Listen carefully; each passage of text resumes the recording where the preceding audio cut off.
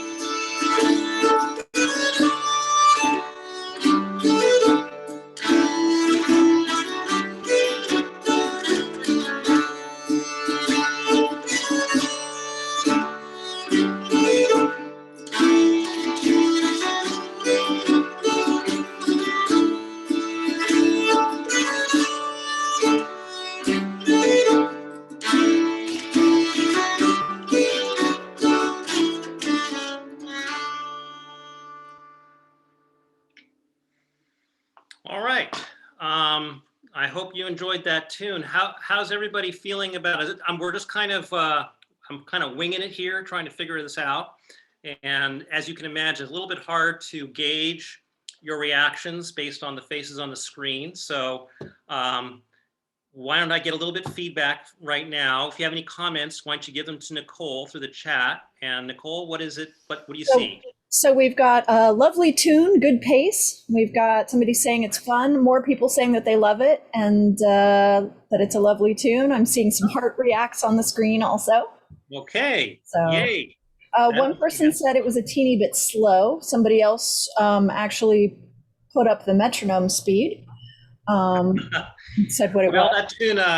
That tune's a very, I'll just make a comment about the tempo of that tune because it is unusual. So when the tune first is played, it's a very popular tune in Sweden, played at dances. It actually is played a lot faster for a dance. But what happened is about 15 years ago, a famous fiddle player named Ulla Bäckström recorded it at the speed that we just played it. And it's a kind of funny story. So this sort of slow down speed, it takes on a whole other dimension of beauty. And subsequently, more artists are recording it ever more slowly. So there's a joke going around that if in the future it'll grind to a halt and people will not be able to play it at all, and then it will start going in reverse. So it's a kind of a joke. But the point is, this tune, I personally like it slow because it's such a beautiful melody. But it is true that for a dance, you would play this much faster. So anyway, it's your preference. So you've got more people chiming in that it's a great speed. Other people saying that they want to play it some more. Oh, you like to play it? Sure, I'll play it some more. Why don't we play it a couple more times? I have hundreds of tunes to teach, so but I'm happy to play this a little bit more. I think it's fun and it's a great tune. So we're gonna play it, we'll play it maybe 2 or 3 more times. Just for fun, we'll play it a couple of beats faster than we just did, just to have fun with it. I was going into the next key already. Lisa has to tune up, so hold on one second. While she does that, a couple people in the chat have asked about recording this. So I am recording the session and I will post a link to the recording in the participant chat thing on the main Lark, virtual Lark page so that everyone can access it. That's great, yeah. For those of you who just want to go back and relearn the tune and learn it slowly, there's going to be plenty of resources that you can learn this on your own. But for the interests of covering more material, we're going to just proceed. So we'll play it a couple more times, a little bit faster. 1, 2, 3.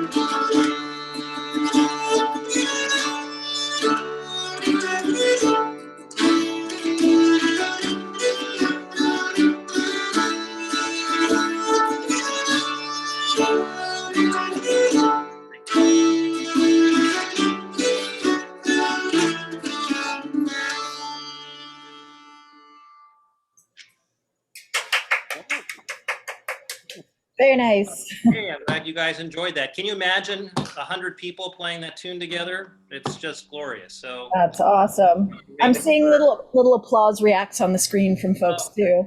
I'm glad to hear it. Well, thanks everybody for that. I think we should push on to another tune. I'm trying to figure out how this workshop will go virtually. And I had planned to actually go through 7 tunes today, but I think we'll probably only get to 2 or 3. So it goes. They're all good. So we're going to learn now a much faster slang polska. Slang polska means swing polska. And a swing polska is just a regular paced polska, which means that it's in 3/4. Again, it's a triple meter dance. There is a pulse on the 3 and the 1, but it's much lighter. And each beat is even. Some polskas, the beats are not even. You actually extend the 2 a little bit. But in these polskas, it's much more straight. It's 1, 2, 3, 1, 2, 3, and a little bit of a pulse still on the 3 and a 1. 3, 1, 2, 3, 1, 2, 3, 1, 2. And this particular tune is arguably the most well-known Nyckelharpa tune there is. It's called Slang Polska after Biskala number 32. So sorry, Nicole, I forgot to tell you what I'm about to teach. That's where we're going to next. I'll give everybody an opportunity to find that tune in their paperwork. Slang Polska after Biskala number 32. And the reason why it's called number 32 is because there is a book of all the Biskala tunes, and it's number 32 in that book. So that's why it gets that number. And which one of your books is it in? Is it that also in the 13? Yeah, I have one book of Swedish music called Bridging Tunes, and it's in that book. So if you want to find it in that book, but it's also in the Lark Camp Library. Great. And I think the Lark Library is what I have links for. Okay, yeah, I think I'm not teaching any tune that is not on the library. That's for sure. Awesome. So you should be able it looks like somebody says page 21 of the 2013 book. Exactly. What happened was that I didn't start uploading things onto the library until 2013, even though the very first Lark that I was at was 2012. So this tune is a kind of a great jamming tune. You could play it in Irish sessions. People, played in Irish sessions. Vesson made this famous way back in the early 90s. So it's a very popular tune. So what we're going to do is that Lisa and I are going to play it for you through twice. You can play along if you already know it, but this is just so you can get it into your ear. And then I'll play it slowly so you can sort of get the details, and then we'll again play it together. So here we go. 1, 2, 3.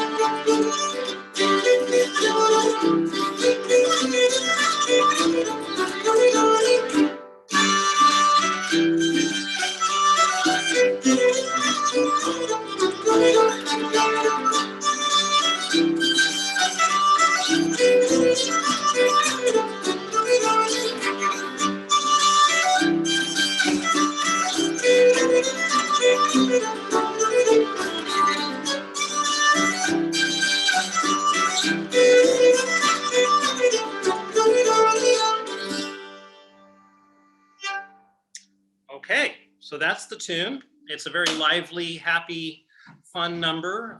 People really like to play this tune. And it's pretty straightforward, but once again, it can sound like it's supposed to be in 4/4, but it's not. It's in 3/4, triple meter polska. So I'll play it for you kind of slowly, and hopefully you'll catch on.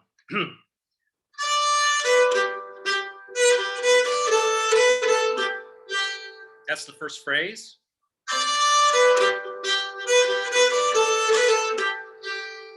And one more time.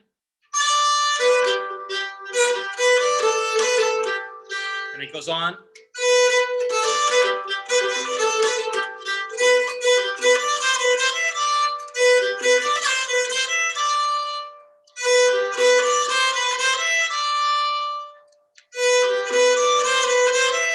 And then going on.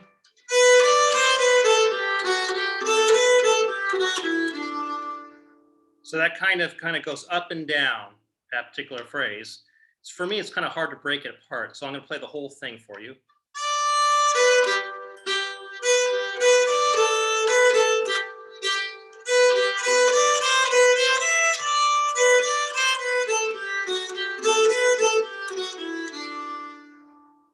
And one more time.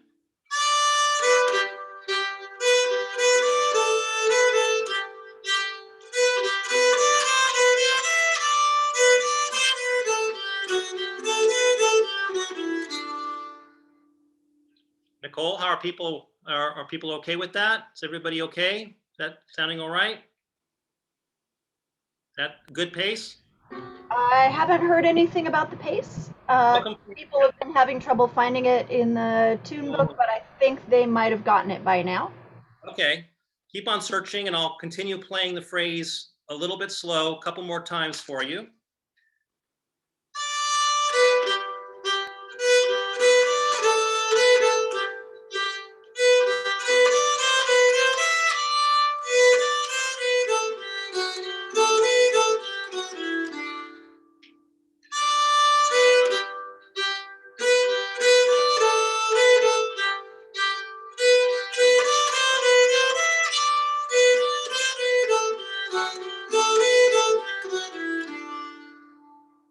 And one more time.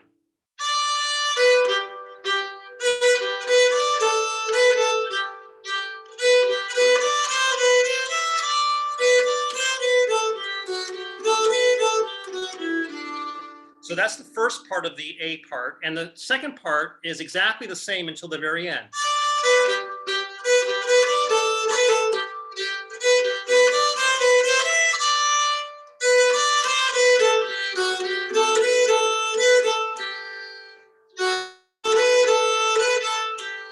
That's the way that the A part ends.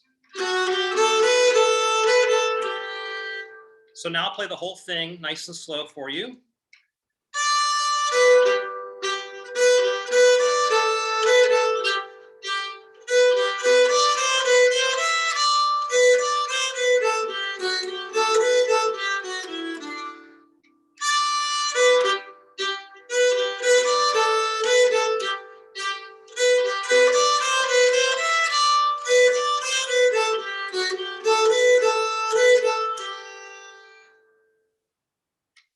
So that was the A part. Does anybody want me to repeat that or do any more of that? Or how are we doing? Okay, I'm going to go on then to the B part. The B part starts on a D and it goes like this.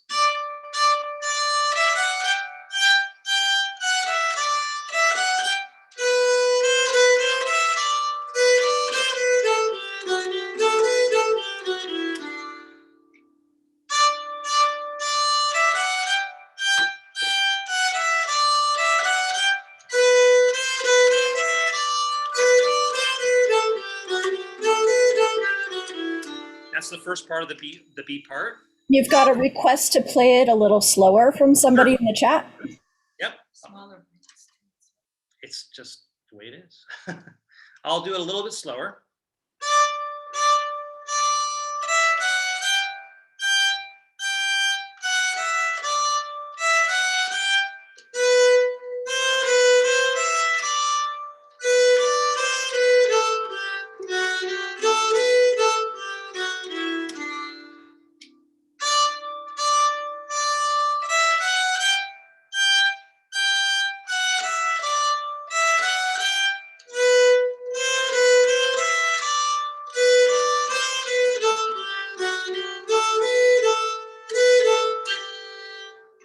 So just a quick comment. I mean, it's pretty obvious that the whole A part is a phrase that repeats twice, except for the very end. And the same thing happens in the B part. The B part is just a phrase that repeats twice, 4 measures, but it only changes at the very, very end. So if you learn the first half of the A part and the first half of the B part, you've learned almost all of the A part and all of the B part. I'll play it one more time, the B part, nice and slow.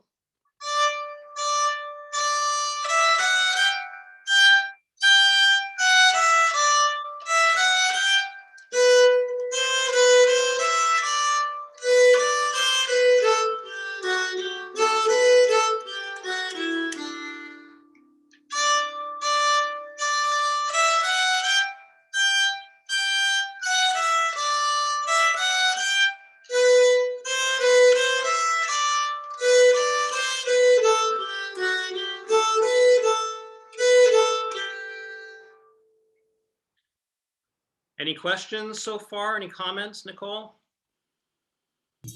Nothing yet. Okay. Well, you know, when you break down these phrases and you play them really slow, they kind of lose a little coherence. You kind of have to hear them all within the context. So I'm going to play the tune now just a little bit faster by myself a couple more times, and then I'll bring in Lisa and we'll play it together. From the top. 2, 3.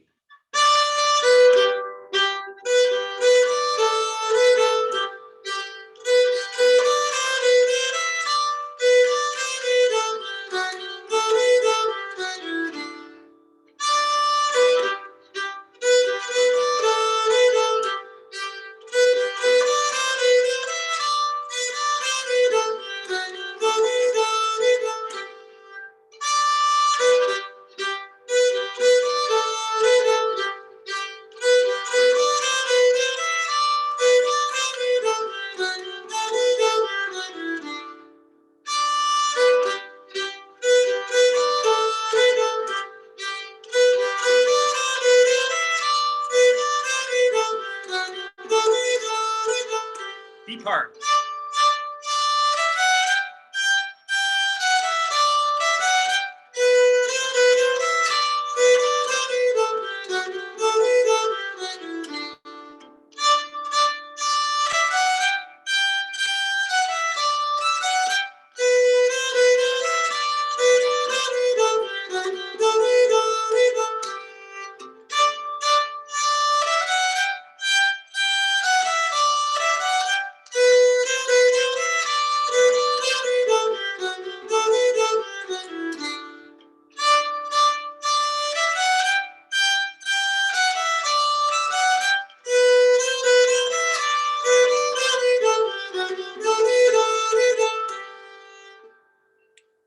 All righty. Any comments, Nicole? Anybody have anything they want to? Nothing from that time through, so I think everybody's happy. Okay, well, let's bring in Lisa. We'll play it just a little bit faster again, and maybe we'll speed it up as it goes along. It actually, this particular tune is played very, very fast. So we will try to moderate the speed, but can you tune up just a little bit more? There's a question, does the bowing pattern matter for bowed instruments? Very, very good question. It's an excellent question. And the answer is yes, it does matter. However, that doesn't mean that the bowing that I have indicated in the music is the bowing pattern. But generally speaking, these bowing patterns, the general idea is that on these 16th note patterns, you bow the first 2 notes and you separate the second 2.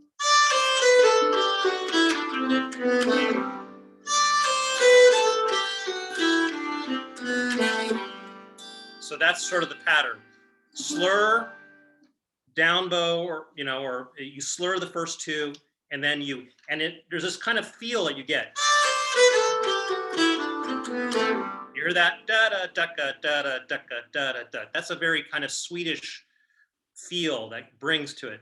In this particular tune, one of the problems, or one of the challenges, I should say, that people have is that it can sound very, how should I say, Dong, dong. It sounds like a beer stein. You're an Oktoberfest in a German hall. You know, it can have this very marchy feel to it, and it's not. That's not the feel. It's a very swingy da da dum bum ba da ga dum da ga dum bum. It has to have a lot of bounce to it. That's very important to make it feel right.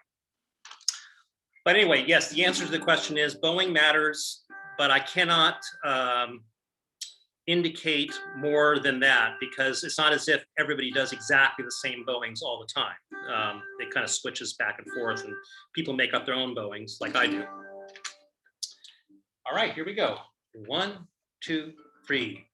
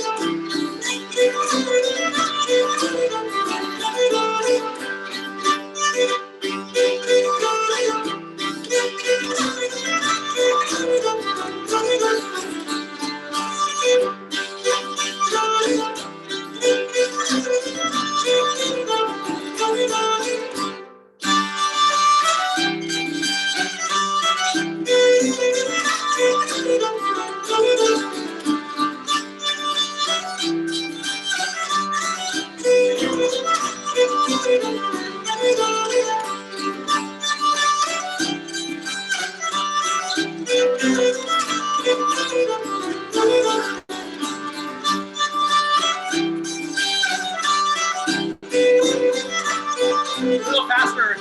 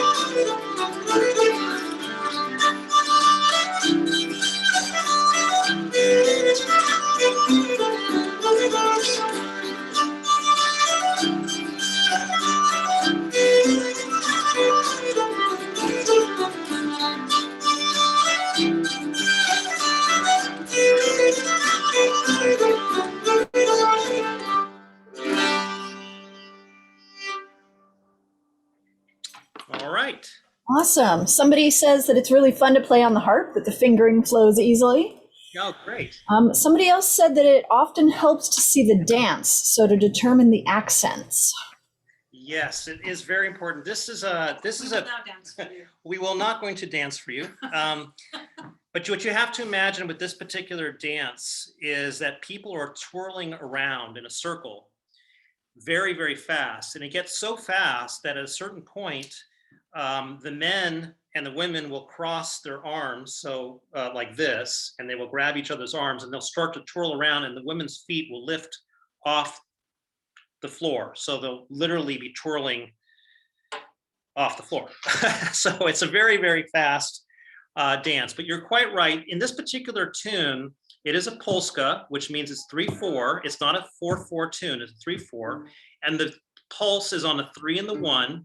But it's a very light pulse. It's not a very heavy pulse. So da da dum dum da ga dum da ga dum dum da ga dum da ga. So you have to have that little bit of pulse in it, but not too much, because otherwise it becomes too heavy-handed.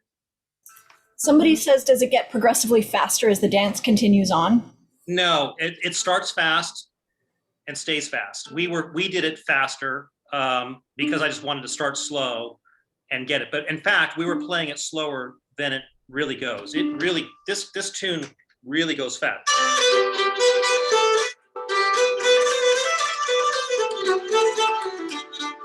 It really cooks. So this is one of those tunes that you can rip through it really, and that's appropriate for the tune. And then somebody said that was fantastic. Oh, I'm delighted to hear it. Yay! That makes me feel good. Well, let's. We have about 10 minutes left, and I want to get to at least one more tune. So let's just pull up a really very simple tune. It's yet another 3/4 tune. This is a long dance. It's called Long Dance After Hjort Anders Olsen. Long Dance After Hjort Anders Olsen. And a long dance is also a triple meter tune. It's very much like a polska, but it goes much slower. And this is a dance where instead of people dancing in pairs, they actually create a kind of a conga line, a serpentine line, and they kind of weave through, and one person's leading, and they kind of do a sort of a snake-like dance through the dance floor. I have a suggestion. Do you know which year you taught that one? It was either 2012 or 2013. So it's in the book of 2013 library. Okay, great. I was going to suggest that Aryeh tells you what he's planning for tomorrow, so you can save the time and have it ready for tomorrow. Yes, I will do that. I will post the tunes that we'll get to. Now that I know how many tunes we can get through a day, I can be more clear about. It looks like it's page 32 from 2014.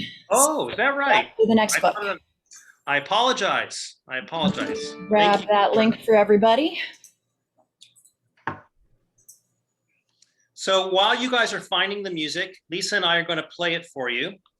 This is a very, very simple tune. It has actually only, the A part is a 4-measure phrase that repeats 4 times, and the B part is a 4-measure phrase that repeats 4 times. But it's such a lovely tune, especially if you play the harmonies with this piece. 1, 2, 3, 1, 2, 3. 1.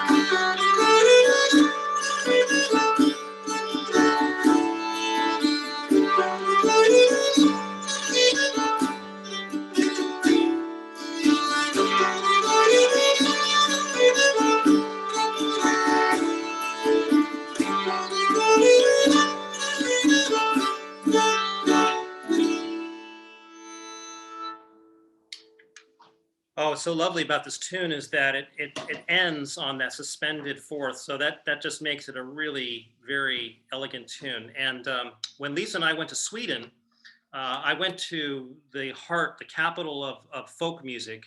And I went to 3 folk jams, music jams, where they were preparing music. And each one of them played this tune. It's a very famous, well-beloved tune. It's very, very simple. So I'll start it again. And like the other tune, the very first tune we learned, the very first note sounds like a pickup, but it's not. It's the first beat of the tune. So 1, 2, 3, 1, 2. Is that right? Am I mistaken? Maybe I'm mistaken. Wait a minute. No, that is a pickup. Sorry, I was incorrect. It was a pickup. Never mind. So here we go.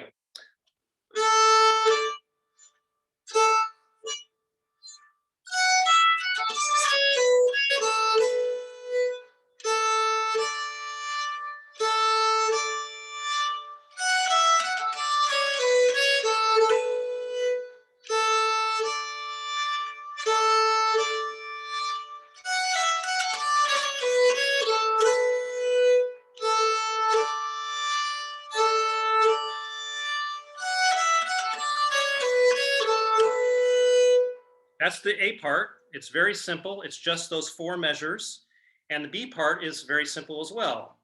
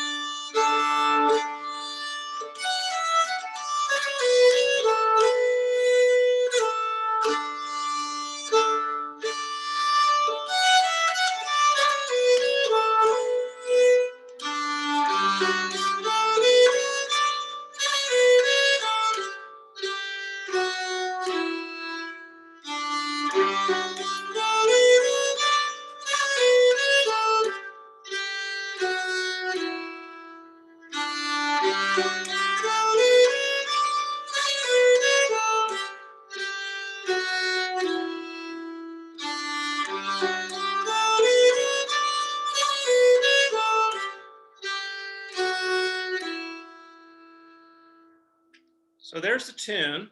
And for those of you who have the music and can read the music, what I would like to ask you to do is if you can read the